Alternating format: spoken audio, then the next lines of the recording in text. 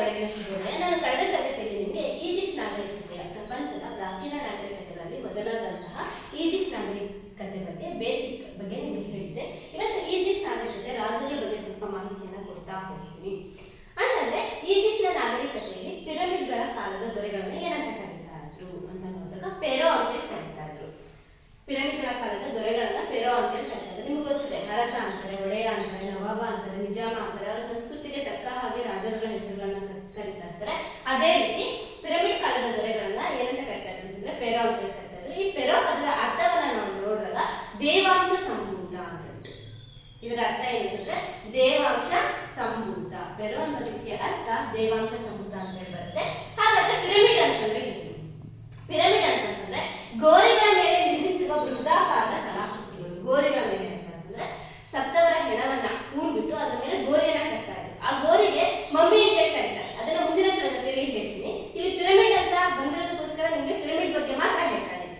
ಮುಂದಿನ ತರಗತಿಯಲ್ಲಿ ಮಮ್ಮಿ ಅಂತಂದ್ರೆ ಏನು, ಏನಕ್ಕೋಸ್ಕರ ಮಮ್ಮಿ ಅಂತ ಕರಿತಾ ಇದ್ರು ಅಂತ ಹೇಳ್ತೀನಿ. ಅಂದ್ರೆ ಸತ್ತ ಹೆಣಗಳ ಶವವನ್ನ ಬಚ್ಚಿಡ್ತಾ ಇದ್ರಲ್ಲ, ಅದನ್ನ ಮಮ್ಮಿ ಅಂತ ಹೇಳ್ತಾರೆ. ಅದು ದೀಪ ಹೇಳ್ತೀನಿ ಮುಂದಿನ ತರಗತಿಯಲ್ಲಿ ನಾನು. ಈಗ ಪಿರಮಿಡ್ ಅಂದ್ರೆ ಏನು ಅಂತ ಮಾತ್ರ ಹೇಳ್ತೀನಿ. ಗೋರಿಗಳ ಮೇಲೆ ನಿರ್ಮಿಸಿರುವ ಬೃಹದಾಕಾರದ ಕಲಾಕೃತಿಗಳನ್ನ ನಾವೇನಂತ ಕರಿತೀವಿ ಅಂತಂದ್ರೆ ಪಿರಮಿಡ್ ಅಂತ ಹೇಳಿ ಕರಿತೀವಿ. ಈ ಪ್ರಾಚೀನ ಈಜಿಪ್ಟ್ ನಾಗರಿಕತೆಯಲ್ಲಿ 3 ಯುಗಗಳನ್ನಾಗಿ ಮಾಡಿದ್ದಾರೆ. ಈ ಪ್ರಾಚೀನ ಈಜಿಪ್ಟ್ ನಾಗರಿಕತೆಗಳನ್ನ 3 ವಿಭಾಗಗಳಾಗಿ ಮಾಡಿದ್ದಾರೆ. ಯಾವ್ಯಾವ ಅಂತ ನೋಡಿದಾಗ ಪಿರಮಿಡ್ ಯುಗ ಒಂದು, ಉಳಿಗಮಾನ್ಯ ಯುಗ ಅಥವಾ ಮಧ್ಯಯುಗ ಅಂತ ಕರೀತಾರೆ. ಉಳಿಗಮಾನ್ಯ ಯುಗ ಅಥವಾ ಮಧ್ಯಯುಗ ಅಂತ ಕರೀತಾರೆ. 3ನೇದು ಸಾಮ್ರಾಜ್ಯ ಅಥವಾ ನೂತನ ಯುಗ ಅಂತ ಹೇಳ್ಬಿಟ್ಟು ಕರೀತಾರೆ. ಇವು ಪ್ರಾಚೀನ ಈಜಿಪ್ಟ್ ನಾಗರಿಕತೆಯಲ್ಲಿ 3 ಯುಗಗಳನ್ನಾಗಿ ಮಾಡಿದ್ದಾರೆ. ಇದು ನಿಮ್ಗೆ ಗೊತ್ತಿರಬೇಕು. ಹಾಗಾದ್ರೆ ಪ್ರಾಚೀನ ಈಜಿಪ್ಟ್ ನಾಗರಿಕತೆಯ ಮೊದಲ ದೊರೆ ವೆನೆಸ್ ಅಂತ ನಿಮಗೆ ಕಳೆದ ತರಗತಿಯಲ್ಲಿ ನಾನು ಹೇಳಿದ್ದೀನಿ. ಈಗಲೂ ಒಂದ್ಸಲ ಹೇಳ್ತೀನಿ, ಕ್ಲಿಯರ್ ಆಗಿದೆ ಅಂತ ಹೇಳ್ಬಿಟ್ಟು. ಅದಾದ್ಮೇಲೆ ಪ್ರಾಚೀನ ಈಜಿಪ್ಟ್ ನಾಗರಿಕತೆಯ ಸಾರ್ವಭೌಮ ಯುಗದ ಪ್ರಮುಖ ದೊರೆ. ಮೊದಲ ದೊರೆ ಬೇರೆ, ಸಾರ್ವಭೌಮ ಯುಗದ ಪ್ರಮುಖ ದೊರೆ ಬೇರೆ. ಪ್ರಮುಖ ದೊರೆ ಯಾರು ಅಂತಂದ್ರೆ ಅಖೇನಾಟನ್ ಅಂತ ಹೇಳ್ಬಿಟ್ಟು.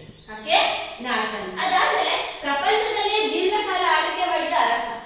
ಪ್ರಾಚೀನ ಈಜಿಪ್ಟ್ ನಾಗರಿಕತೆಯ ಪ್ರಪಂಚದಲ್ಲೇ ದೀರ್ಘಕಾಲ ಆಳ್ವಿಕೆ ಮಾಡಿದಂತ ಅರಸ ಒಬ್ಬ ಇದ್ದಾನೆ. ಅವ್ರು ಯಾರು ಅಂತಂದ್ರೆ ಎರಡನೇ ಪೇದಿ. ಎಷ್ಟು ವರ್ಷ ಆಳ್ವಿಕೆ ಮಾಡಿದ್ದಾರೆ ಅಂತಂದ್ರೆ 94 ವರ್ಷ ಆಳ್ವಿಕೆಯನ್ನ ಮಾಡಿದ್ದಾರೆ.